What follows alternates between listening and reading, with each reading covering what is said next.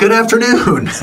Hey, everybody, and a special hello to Barley and Doaco, who are first to join over here on the Instagram side. I'm Dr. Randy Fink, and welcome to Fertility with Fink and Friends. I am Fink, you are Friends, and we are here live from CNY Fertility in Colorado Springs, where we are every Tuesday afternoon at this time, 4 o'clock Mountain Time, 6 o'clock on the East Coast. And there is just one place that you are supposed to be right now. So sit back and chill out. And let's have a good time together for the next hour. See if we can answer some questions, maybe talk a little bit of interesting information. Hi to Jess the Posh Life. I like that. China Baby is here. Looks like Doc SHK. Call me Miss Jackson. How are you today? CS Locum. Santi San Diego. I like that. Hi to Rare Soul 111. Nice to see you today. And Chef Blackney, a pleasure as always. Doc Sherry is on her way to Colorado Springs for a retrieval tomorrow. So that is fantastic. Hi, No Peace in Chaos. Good to see you today. And Liz and No Peace in Chaos starts stims on Friday. That's outstanding. F. Flores Flowers is 16 weeks pregnant in Washington State. Boy, that is very, very happy news, and we love to hear it. Let's see what else we got going on over here. Okay, so here is CNY's Instagram. We've got YouTube and LinkedIn and Facebook right here in the middle, and we've got Liz and Neri and Rebecca and Rocio, Valerie, Elisa, and Danielle are all here today, giving shouts out to me. So shouts right back to you, my friends. And over here is my Instagram side. That's Randy Fink MD, and we've got Britt Smith first to join over here. Arian Aracel, nice to see you. I'll send a special wave to you. Hi, Bethany and Maria. Shay Dunn. Nadia, Wilson, Sarah Liz, looks like. We've got Sabrina Dorothea here.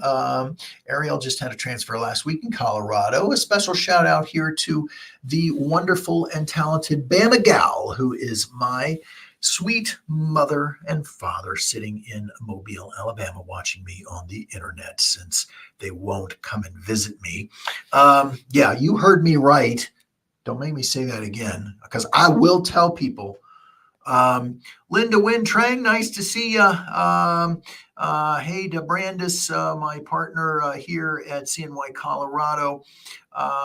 So let's see, how was everybody's Father's Day? I hope Father's Day was very special for you, as it was for me. And if you are not yet a father, then I hope that this Father's Day is a wonderful celebration of things to come, because happy times are ahead, my friends. I got a really cool gift. So if you know me at all, the three things that I am really fond of: one are animals, two is Krispy Kreme donuts. You can't get enough Krispy Kreme donuts. But the third thing is grilling. And I got this cool, it's like a Roomba. It's like a little robot vacuum thing that drives around on the grill and cleans the grill, which, I hadn't seen that before. So very cool stuff. I hope Father's Day was good for you guys as well. So as we are every Tuesday, here we are. And let's see. In addition, I think most of the country is really heated up. I will tell you, here in Colorado Springs, it was 68 degrees this morning, but I think it was about 100 degrees yesterday. So that's what we do here. It gets pretty dry, but our thoughts go out to all those folks who are dealing with fire danger and heat danger and flooding danger and all those things that are happening in the world right now. So you're in the right place at this moment. Let us sit back and be together and talk about things that are important. Roxy says, I have my egg retrieval in Colorado on Thursday. I want to do a fresh transfer, but my progesterone is high. Does anyone go ahead with the fresh and have success? Well, so the progesterone level that we're looking for there, Roxy, is a 1.5. And if it's above about a 1.5, the odds are your fresh transfer will not work. There are people who come here and say, but I really want to do my fresh transfer. I really, really want to do a fresh transfer. And we'll say, well, okay, you can. We don't recommend it because really what you're doing, you've invested an awful lot into making these beautiful, perfect embryos. So we hate to see you, waste one in a situation where it is not likely to implant. So that progesterone controls the implantation window. And so if you think about it, let's say the number is 0.5. Well, the window is nice and wide and narrow. As it goes up, the window starts to close a little more and a little more and a little more. Once it gets to about that 1.5 number, the window closes. And that's what we'll say is the window of implantation. So if the window is closed, I personally have not seen anybody get pregnant with those with a number that's higher than a 1.5 on the progesterone. I know Dr. Kiltz will say, oh yeah, it happens sometimes. And I imagine it probably does happen sometimes, but by and large it won't. So my suggestion to you is please don't spend your embryo on something that is just has an extraordinarily low probability of working. It's sort of like saying, well, instead of putting it in your uterus, maybe we can, put it in your ear and then it's going to work. Well, I mean, could it? Maybe it could, but it's probably not. And that's kind of the way I think of it as well.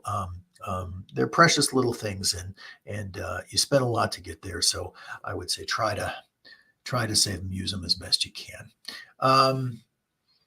Let's see what else we got going on here. AMH blood work can be taken on any day of the month. This comes from Shay. The answer is a yes. The AMH is the anti-Mullerian hormone, is a test of your ovarian reserve, and it is not cycle specific. So in the olden days, we would look at a blood test called the FSH, the follicle stimulating hormone. And we would say that FSH really, in order to be predictive of anything, should be done on about day 3 of the cycle. So we look for a day 3 FSH. Well, now we really know, AMH means an awful lot more and can be done at any time during the cycle. So there's your answer, Shay. Yep, do it any day of the month. Sabrina Dorothea, that's just the best name ever. It sounds like you should be on like a soap star with that name. You know what I mean? Can you give some insight onto taking tacrolimus for 12 weeks post-transfer? I get some scary warnings when I pick it up from the pharmacy: birth abnormalities, preterm birth, and complications in the newborn. So the data on Prograf or tacrolimus comes from it is used to treat recurrent implantation failure. And so where they came up with this is that they realized that there was a group of women who had organ transplants, kidney transplants mostly, because it's not uncommon for reproductive age women to have a kidney transplant. And folks who are having kidney transplants may not always be the most healthy of people. And so you would expect that there would be some lesser potential outcomes with their pregnancies if you are on immunosuppressants and had a kidney transplant. Well, there was a cohort, a group of these women who were having extraordinarily good pregnancy outcomes. And they looked at it to say, well, why is this group of people doing so well with their pregnancies while other people with organ transplants are not? And the answer was, it was because of the tacrolimus. So the tacrolimus is preventing organ rejection by altering a little something with the immune system having to do with type 1 and type 2 T helper cells. And really what's happening there is that, okay, type 1 T helper cell is the one that sounds a big alarm, sirens go off, bells ring, and it says, help us, something is wrong. So when your immune system is trying to fire off, it's the part that's going crazy. It's the part that is inconsolable and trying to do something to your immune function. The type 2 T helper cell is the one that says, whoa, take it easy, man. We know how to do this, bro. Come on. We can do this. We're going to make some antibodies. Everything's going to be okay. Just chill out a little bit. So part of the rejection of organs, which is believed to be the same thing that causes rejection of an embryo, has to do with too many type 1 cells going crazy and not enough of the type 2 cells saying, hey, whoa, take it easy, just chill out a little bit. So what the tacrolimus does is that it alters that ratio. It's considered a safe drug in pregnancy. So they looked at folks who had had recurrent implantation failure, and they found at the 3 milligram a day dose, which is 1.5 twice a day, or 1 milligram 3 times a day. You could do that as well.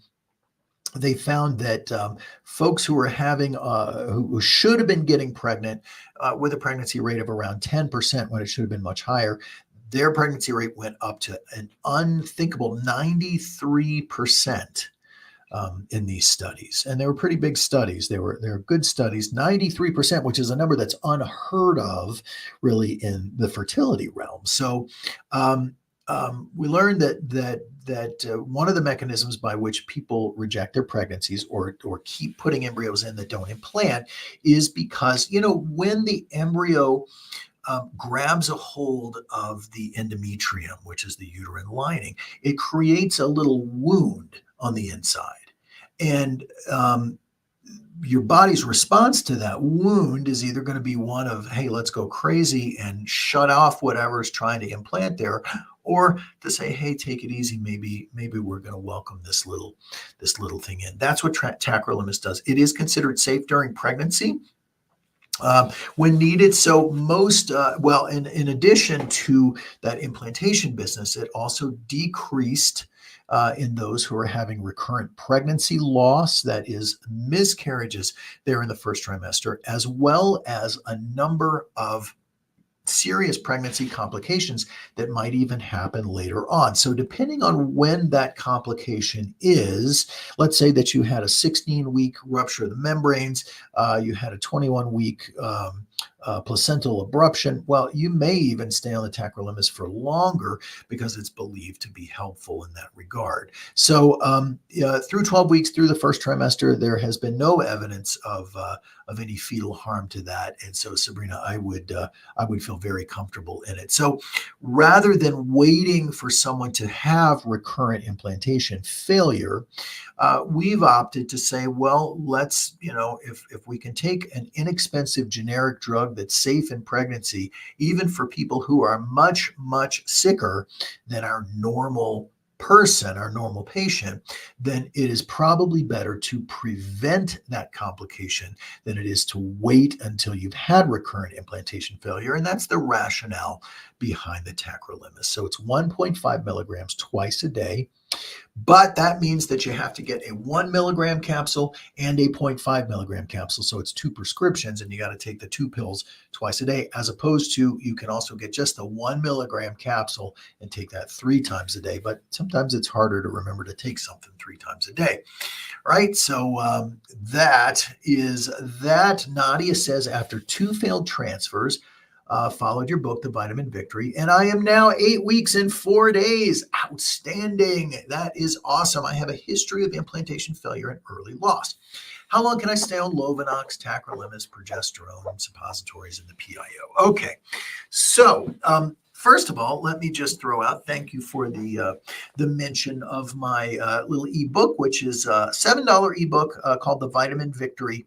Also gives you a discount on the supplements, and it tells you about what are the evidence-based protocols specifically for egg quality in the case of normal ovarian reserve, in the case of diminished ovarian reserve, and specifically for embryo transfer, for special cases like polycystic ovarian syndrome and endometriosis, and for male fertility. So if you see my the link, my link tree, linktr.ee/ Randy Fink MD, or go to it's the link that's in my bio on Instagram, Randy Fink MD.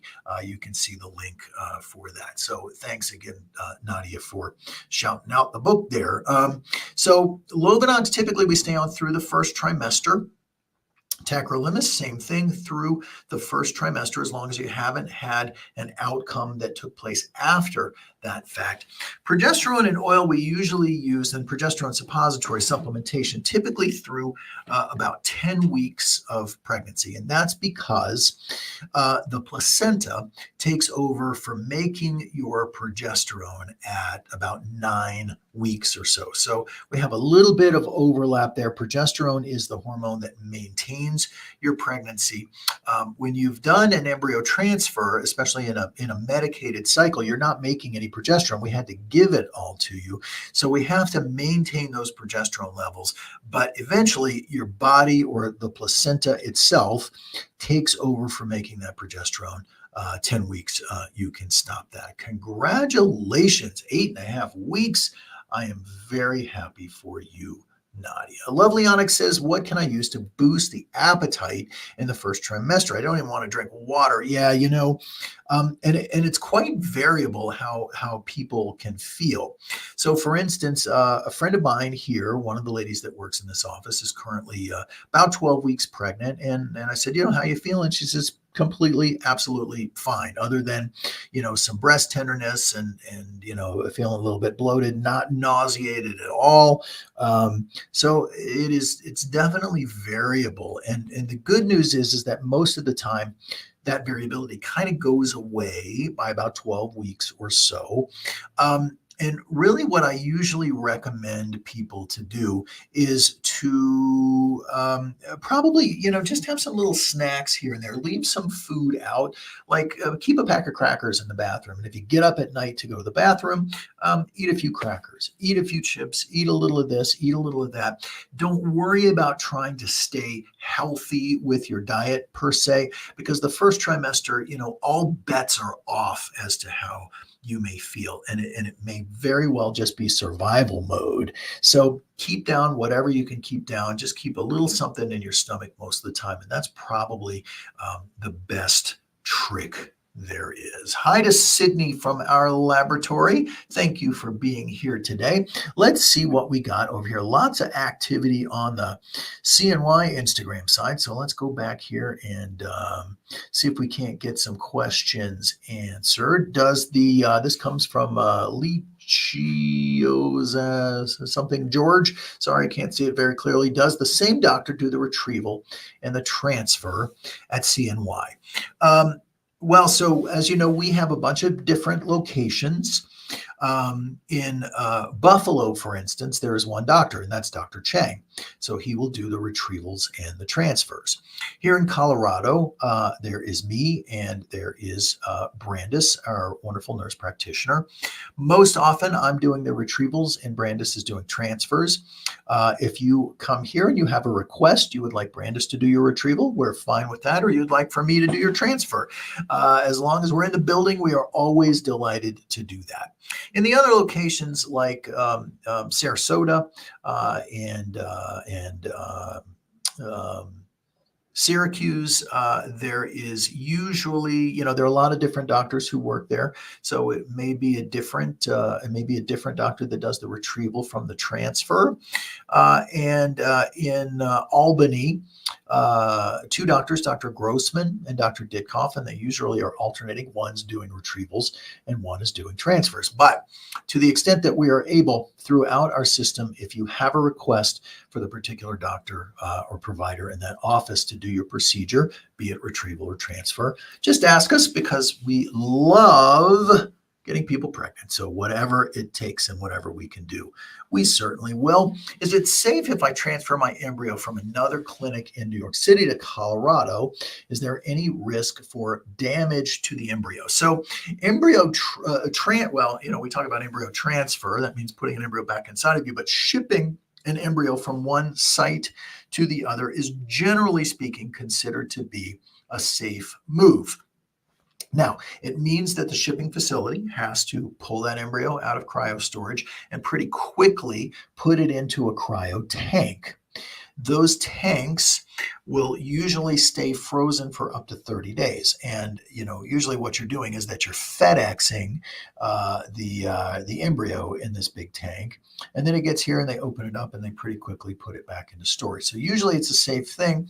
The worry was always, well, what happens if there's a storm in Memphis and FedEx, this thing sits out on the ramp?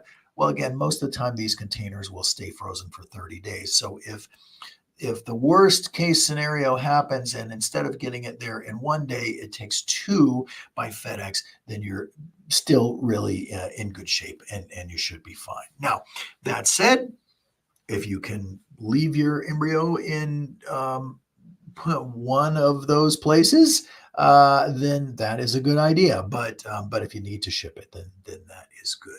Hi to Leah. Thanks for doing our retrieval Saturday. Hope the embryos are going great. Fingers crossed there, my friend.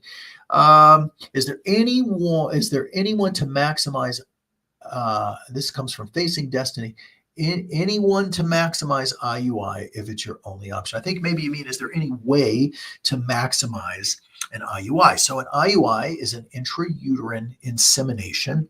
And in that scenario, we are taking sperm and preparing it in the laboratory to separate out the best and the strongest of the swimmers and placing it inside your uterus at just the right time in order to maximize the opportunity of sperm being able to meet egg.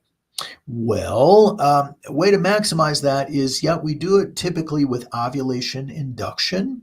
Ovulation induction is where we'll give you some letrozole, usually, to make sure that your ovary is going to release an egg. We follow the size of that egg, and we trigger the ovulation when we see that egg is mature so that we can really increase the odds of ovary releasing the egg and sperm getting there just before the ovary releases the egg. So that's kind of how we maximize it. There are also a list of supplements that I recommend for everyone going through any kind of fertility treatment, be that IVF, be that IUI, be that even timed intercourse, or folks who are just trying at home. Please see my Linktree, lanktr.ee/Randy Fink MD. And you can see where that's my Vitamin Victory book, and that lists that evidence-based protocol. You can also buy a whole book that spells everything out in great detail. That's called It Starts with the Egg, and that is available, on Amazon and every place else fine books are sold. Let's see what else we got going on here. R. Alvarez. Okay, I got that. Excited to start my FET cycle. 2 embryos left. Any suggestion? I took Orilissa for 3 months. No, I think that's great. Well, 5 things are part of my suggestion there. You should be on 5 supplements that are appropriate for embryo transfer. Your prenatal, your CoQ10, your vitamin D, your vitamin E, and your L-arginine. Those are the 5 supplements in the evidence-based protocol for embryo transfer. Please be on them. Having suppressed your endometriosis with Orilissa for a few months really does a very good thing there. And so I think that's definitely going to improve your odds of success. And we are keeping our fingers crossed there, my friend. Let's see. Escobar La Chula. Oh, well, how about a day 3 FET? How about a day 3 FET, day of transfer progesterone, was 40?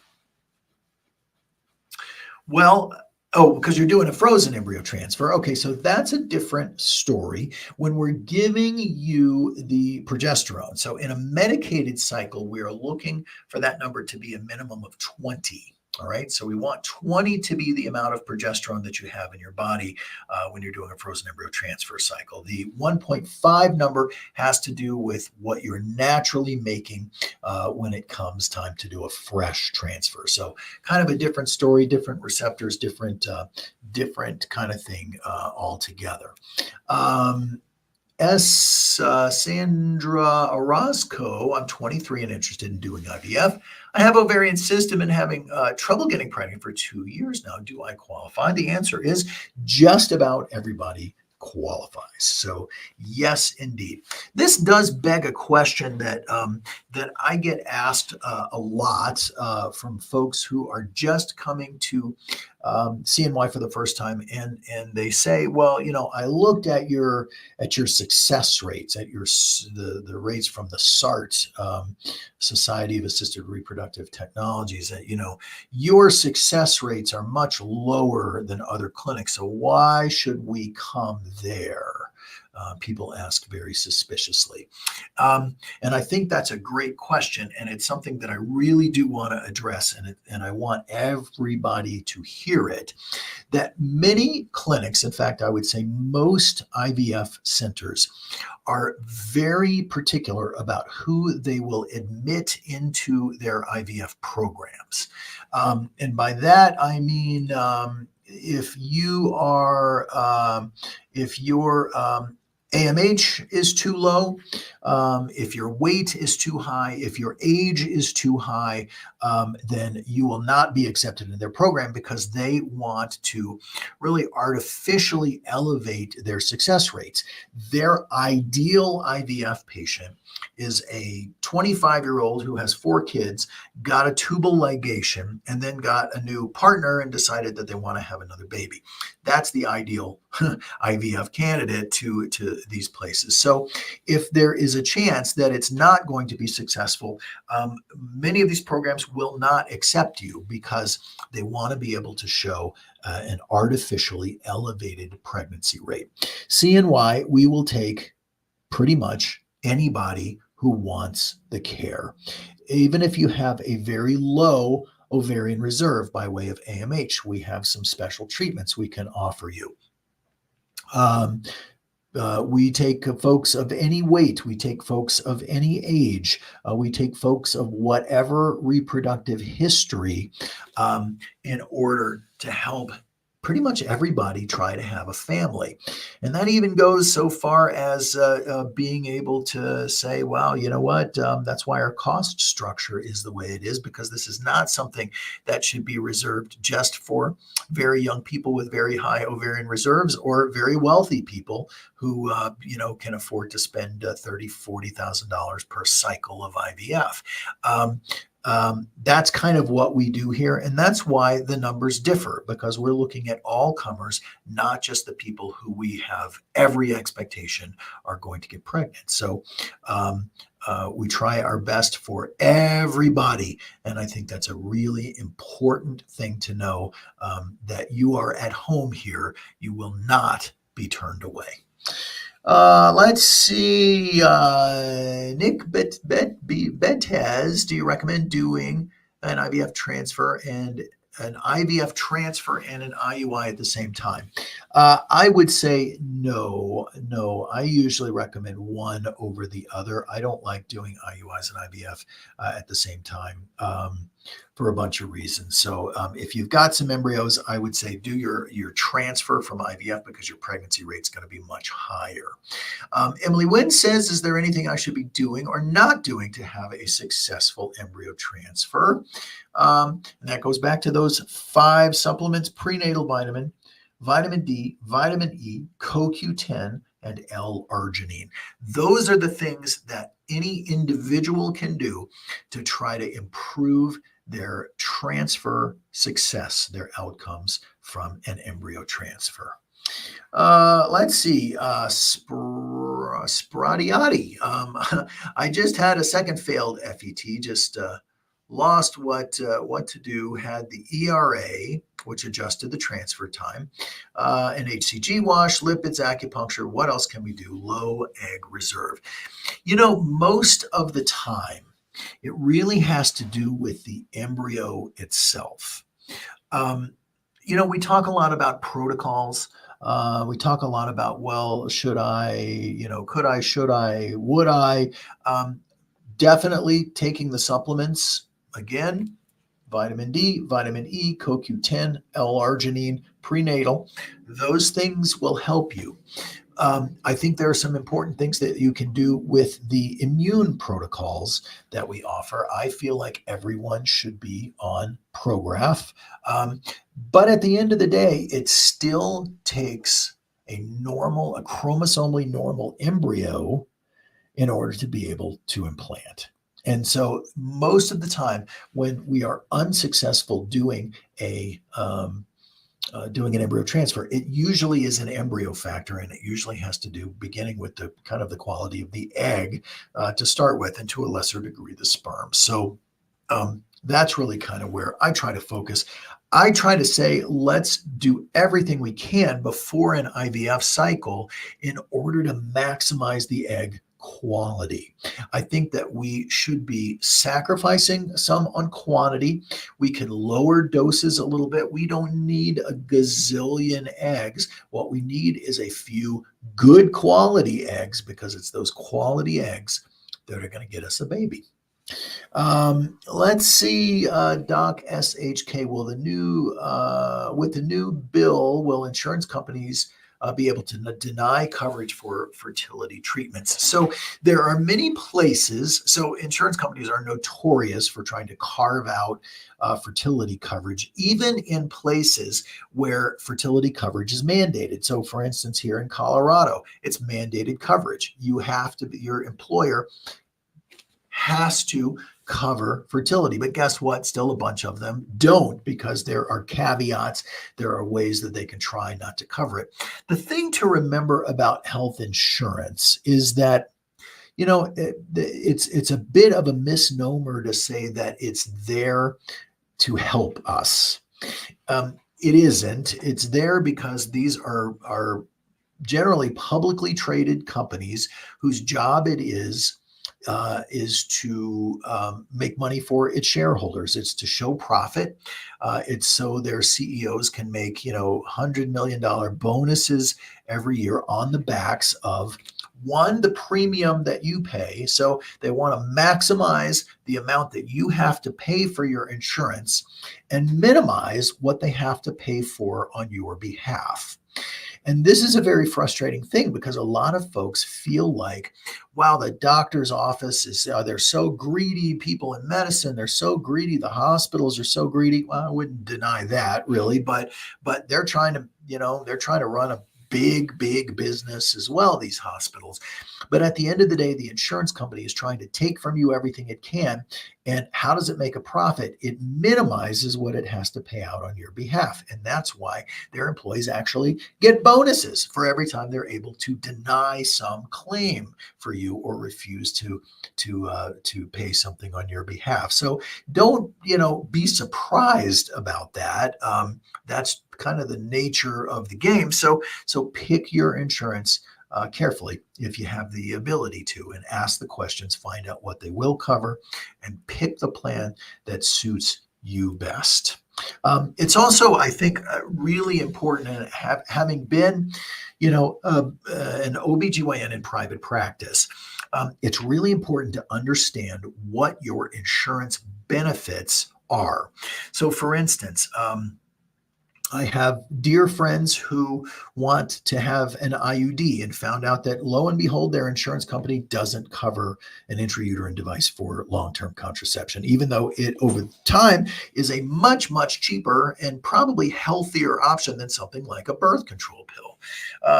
Why wouldn't they cover an IUD? Well, I can explain probably why, because they're spending a lot of money for the IUD. Yes, it's a cost savings, but people then change insurance, and they, and then somebody else gets the benefit of it. So insurance companies don't want to do that. Or people will be coming for a surgery, needing to have some kind of procedure done, only to find out that, wow, they have a really high deductible, and then there's a copay on top of that, and then a percentage, and then everybody is sending them a bill for what had to be done for their procedure. And they're like, well, why did I have insurance here to begin with? Find out your benefits. Know your benefits before you need to use them. Just my 2 cents worth. Special hello to 16 people who are currently on Facebook. I got a bunch of questions over here. We've been focusing on these 2 Instagram feeds. So let's see who all our friends are on Facebook and what they're talking about today. Danielle is going to Sarasota for a retrieval tomorrow. Best of luck there. And again, Liz, nice to see you. Thanks for being here. Do you have advice on how not to let the emotions of trying for a baby consume you? It's all we want so badly, and we often convince ourselves that the symptoms we're having are due to pregnancy, and then we're let down when we're not. How do we have hope but not get hurt in the end as well? Liz, you ask an extremely important question, and one for which I wish there was an easy answer.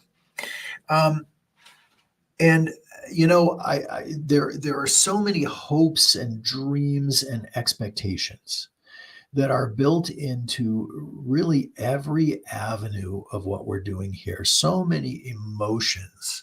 And it's not just about having a baby, it's dealing with issues of intimacy and personal things. Having a vaginal ultrasound is that has a potential to be that's a big deal.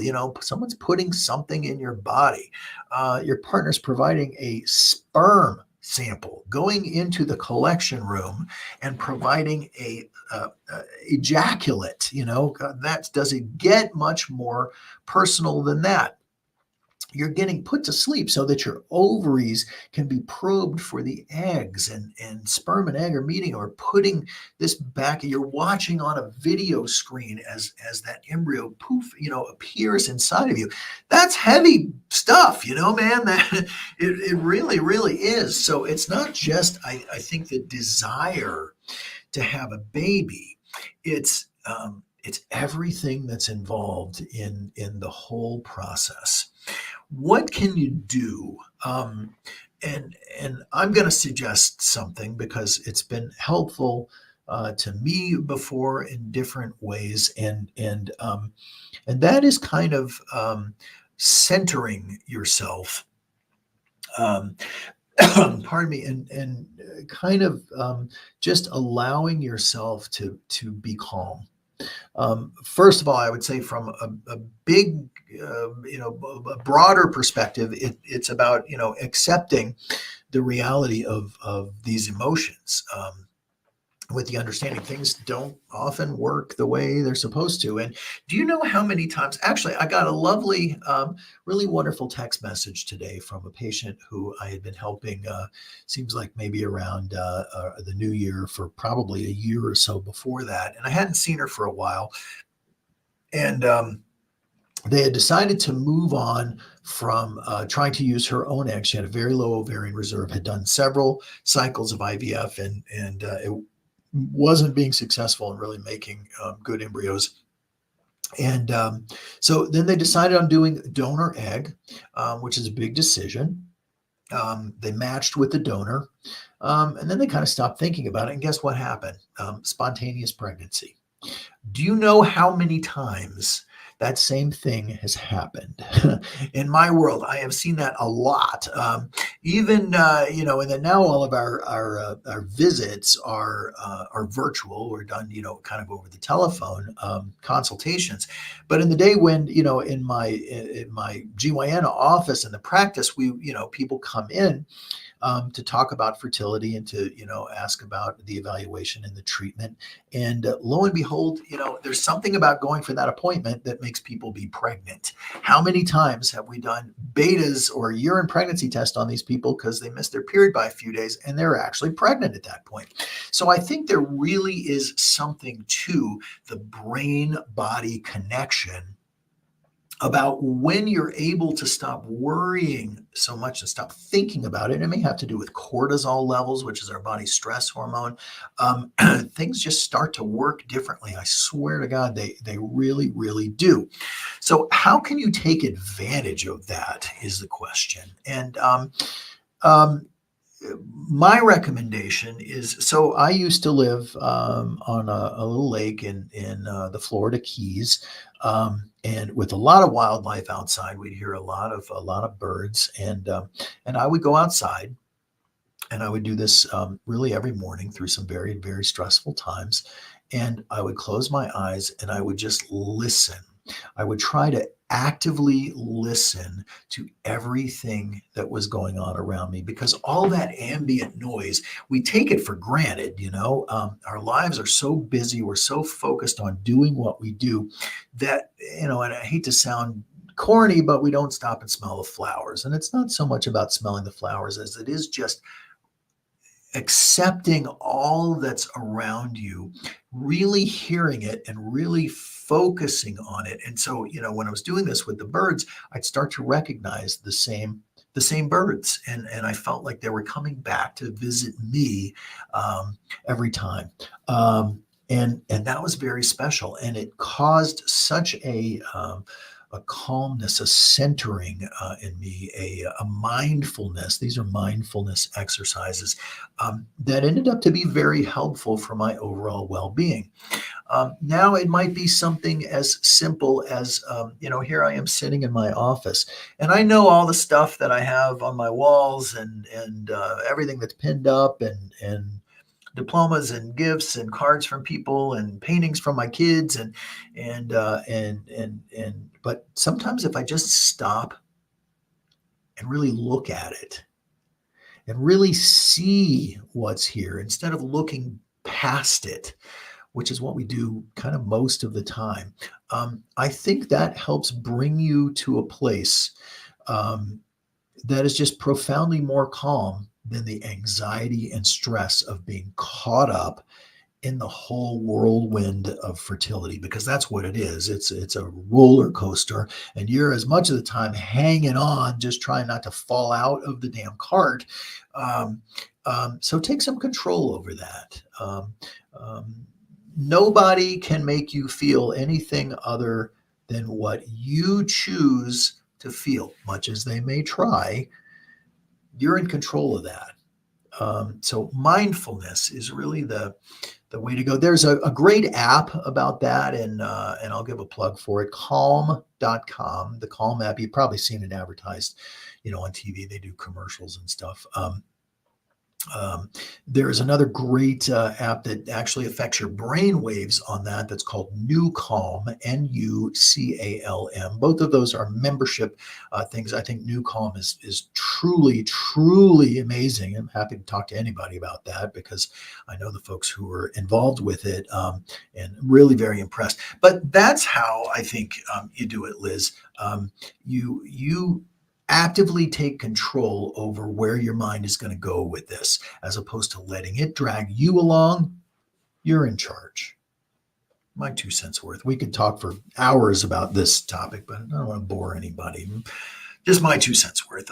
Veronica says, can you do HCG booster shots for 3 to 5 days leading up to a day 3 FET? So typically the HCG boosters are done after the embryo transfer because HCG functions in the body. It really ultimately becomes progesterone. So it allows you to build up more progesterone in your body. And so, but can you do it for just 3 to 5 days as opposed to until you get a pregnancy test? Absolutely you can, because anything that you're going to get there is going to help.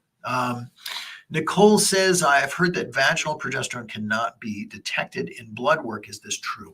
That is true. So the vaginal progesterone that we use is for a local effect inside the uterine lining. It does not get measured in the blood. So what you're measuring in the blood is either the function of the progesterone coming from your own corpus luteum, if you had a natural cycle or a modified natural, or if you've done a medicated cycle, it is the amount, how you're metabolizing the progesterone in oil. So the vaginal progesterone, you are correct, does not have any effect, is not measured in the blood. Jeanette says, I had an ectopic pregnancy and had to have surgery to remove my right fallopian tube. What are the odds of it happening again on my second transfer? Okay, interesting. So you had an ectopic from an FET through IVF. If you had a spontaneous ectopic pregnancy, so you had a tubal pregnancy that resulted out of getting pregnant in the natural way, your odds of having another ectopic the first time can be as high as 30%. And if you have a second ectopic, your odds are as high as 70 to 80% after that. So that's pretty serious. Now, the truth is that when you do IVF, your odds of an ectopic are about 1 to 2%. So it's dramatically lower. So what are the odds of that happening again? Also very, very low. Now, I would still say, gosh, we want to follow you like a hawk to make sure that your numbers are are doubling appropriately, that pregnancy is intrauterine, that we can see that with the ultrasound. But the truth is the odds are very low that would happen again. Julia Cole says, cycle day 1 for my first FET. Anything specific I should be doing? Diet, supplement, activity.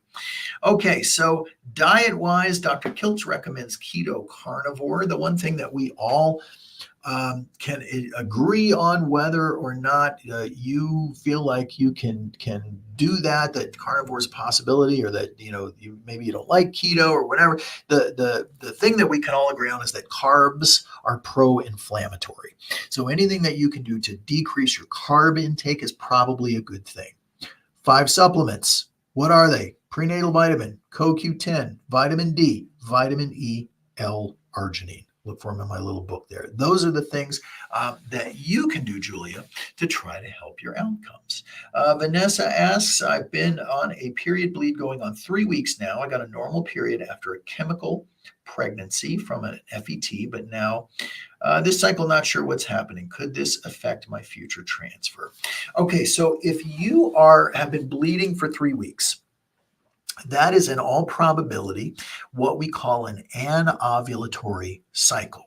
And this happens in the general population, probably irrespective of what happened with your embryo transfer before. Under normal circumstances, your ovary releases an egg. That egg hangs out and waits for sperm to come along and fertilize it. There's your visual, sperm swimming. If sperm fertilizes your egg, woohoo, you're pregnant. The brain says, great, do all those things that you do when you get pregnant. Stop having periods, make your breast get big, get sore, maybe get a little nauseated. You know how to be pregnant. If not, then the brain says, we're not pregnant. Okay, fine. Shut off the hormones, clean everything out, and we're going to start again fresh next month. And that's the signal for you to have a nice, normal period. Well, if you don't release the egg, then you don't get the signal. And if you don't get the signal, then your body may not really know what it's supposed to do. And so it starts sloughing off some lining. And it gets a little more, and it gets a little more, and then maybe it gets better, and you're like, finally, it's going away. But then it comes back, and it's more, and then maybe it gets a little better. And then it comes back, and it's more. And the next thing you know, 21 days later, you're still bleeding every single day. Sometimes this goes on even for months at a time.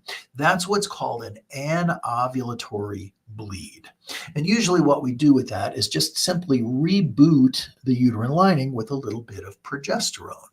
Why do we use progesterone? Well, progesterone is the signal that your ovary uses when it's telling you didn't get pregnant. And so we see the hormone level drop down, and that's what stimulates the period. So it sounds like an anovulatory cycle, Vanessa, and a little progesterone would probably straighten you right back out. And then that, as I say, that reboots the system.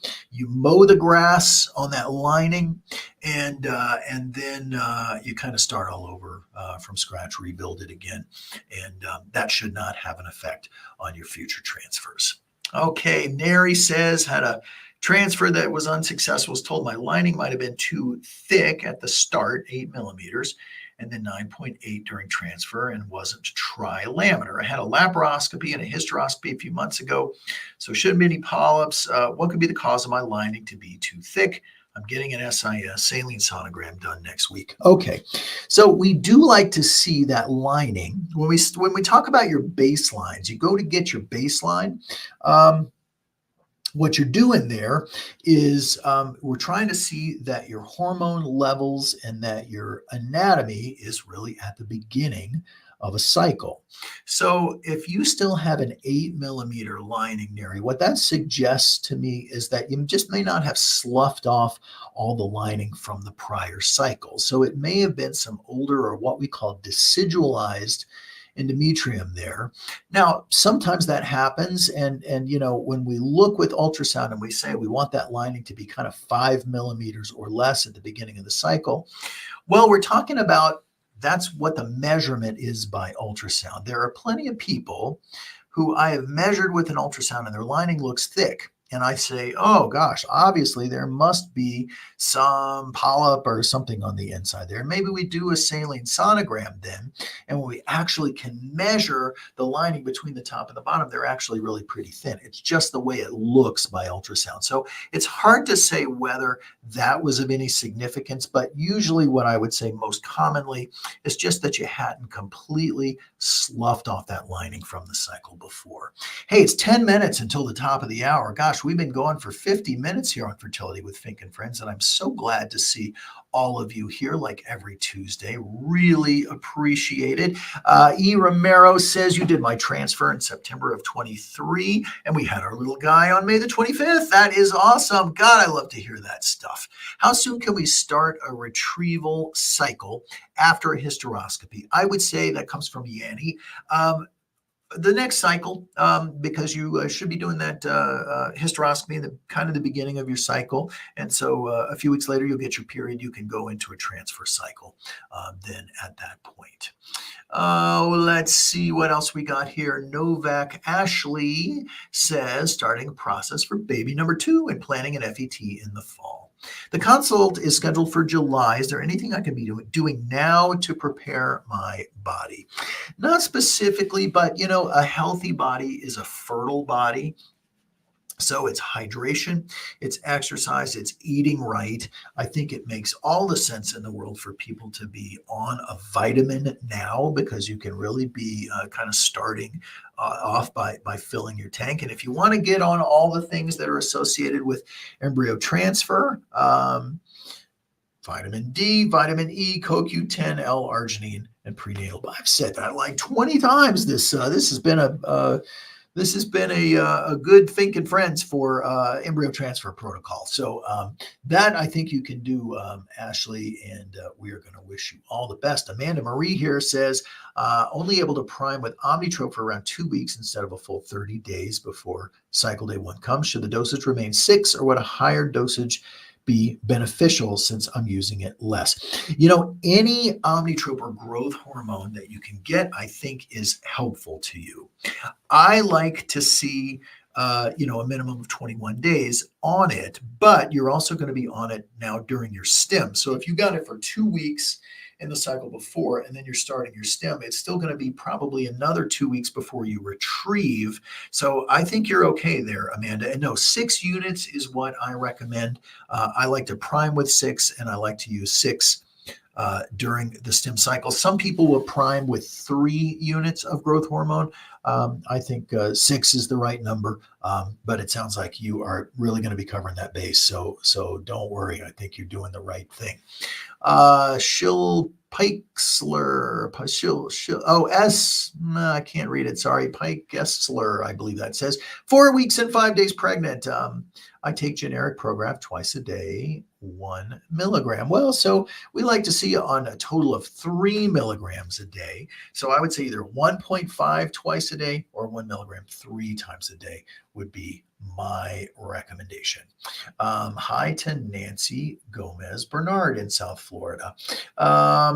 Let's see what else we got here. Nurtured Shanna says, is there any way we can select to have half of the embryos grow to day 3 and half to day 5? Typically, the labs will not do that. And why? Because you can't, from looking at them, there's no criteria by which to say, okay, which ones are better off trying to grow to blast? Which ones are better off trying to freeze day 3 by looking at them? So what if you pick the wrong group, and the group that you try to grow to blast were, didn't survive, then you have nothing, and you pick the wrong group that are frozen on day 3 because maybe they don't continue to grow. So there's just no rationale to be able to do that. So most labs will not, but that is a really good question. Maria King says, PGTA testing came back with 2 aneuploids, 2 no results, and 1 low-level mosaic, really trying to avoid a second retrieval. Would you recommend transferring the mosaic or my best grade no result embryo? So let's talk about that because you raised some interesting points. We got about 5 minutes left here. So, and I think we can still get over to some other questions too. So don't leave us yet. Maria, what happens there with the no result is really a function just of the way the tissue is processed. So, it doesn't mean there's anything wrong with those embryos. They're just the same as an untested embryo. So how successful you will be with an untested blast really depends on your age. So if you are 35 or under, an untested blast will give you a 40% probability of pregnancy. If you have a euploid embryo, we know that will give you a 65% probability of pregnancy.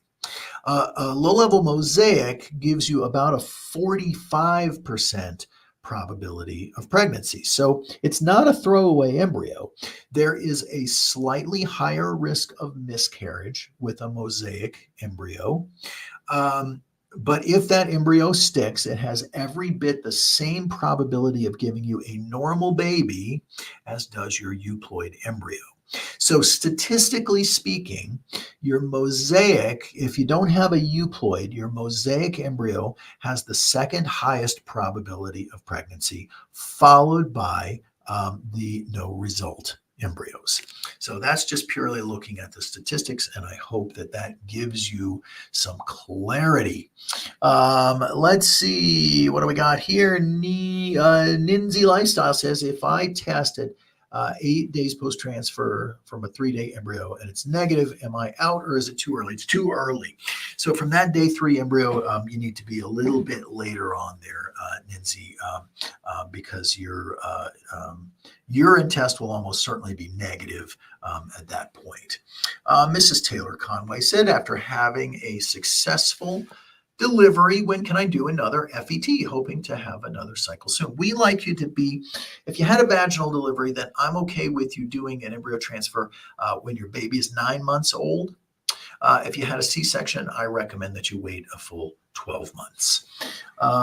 Emily asks, what are the pros and cons of an HCG wash and other add-ons? I've had a failed fresh transfer last month, and I'm trying to figure out if this would help or not. So, what an HCG wash does is that it's the pregnancy hormone, and it's going inside, and it's washing over that whole endometrium, which should increase the probability of you being able to get pregnant because it upregulates, it turns up the volume knob on some of the proteins that are associated with receiving that embryo. So I do think an HCG wash makes sense. If you've done a if you've done a natural or a modified natural cycle, I think an HCG booster also helps because it's going to increase your natural production of progesterone. I think the baby aspirin, the Lovenox potentially really makes sense. And again, I think that everybody ought to be on Prograf because it's a safe medication and it may just increase pregnancy rates across the board. Carrie Alexandra says, our fourth and only successful transfer, I was on 3 months of Depo-Lupron protocol. We're heading into our second reciprocal IVF round. Would you recommend another 2 or 3 months of Depo-Lupron again before transfer? So, presumably, what you were doing there is down regulating some endometriosis. We believe, especially if you used Lupron, that effect will probably last you for about a year. If it has been more than a year, you might consider doing it again, especially if the recipient has symptoms consistent with endometriosis. 3 months is maybe a little more than what you need. We know that 60 days is probably adequate. Monica Turner says, if I transfer an embryo to your clinic, will it be damaged or no good? Just nervous, but no longer want it at that clinic. Yes, you can definitely ship embryos from any clinic to any clinic, and that is by and large considered a safe thing to do. Brittany on Facebook says, can ERA results change each cycle, or are they forever the same? Well, now we know that ERAs are probably not such a great test, and I rarely recommend them, but we believe that the ERA results should be valid for 2 years. Is LH increasing after using Cetrotide? Does that mean Cetrotide is not working? That could suggest, this comes from Ramesh, that could suggest that your body is trying to break through that Cetrotide, the antagonist. Sometimes Provera may be a better choice. It's a pill. It's much cheaper. It's one less shot. And it seems to work better at inhibiting ovulation, but you can't do a fresh transfer. That's the only problem. Gosh, we had so much great feedback from everybody today. I'm sorry I wasn't able to get to all your questions, but we're back here next week, same time, and I hope you'll be with us to hang out and talk about all those things that are important. This whole thing is not the story of your life. It is only a chapter. And what we're doing here is rewriting it together. Every day, lead forward with kindness. Not enough kindness in the world. So please grab a hold of that and wave that kindness flag around. Love to everyone. And most importantly, know that tomorrow is a new day. This sun sets, a new one comes up tomorrow, and there is hope tomorrow, whereas maybe you don't feel it right now. Listen to the sounds out there. Be that mindful person, and know that happiness is within your grasp. So until next time, thanks so much for being here. I'm Dr. Randy Fink from Colorado Springs. Good night.